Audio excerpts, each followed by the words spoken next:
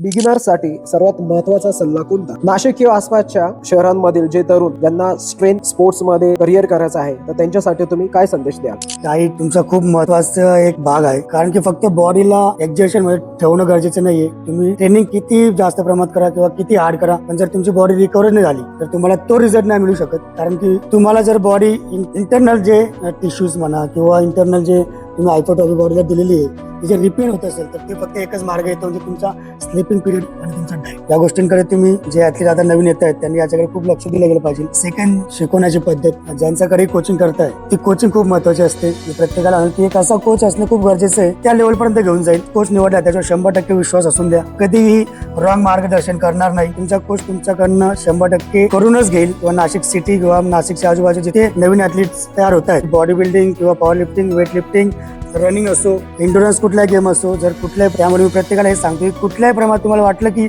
एक चांगला ट्रेनर आपल्याला हवा आहे, ॲज अ इंडिव्हिज्युअल तुम्ही जाण्यापेक्षा एक छान ट्रेनर चॉईस करा. तुमचा गोल पर्यंत नेण्याचे काम तुमचा ट्रेनर नक्कीच करेल.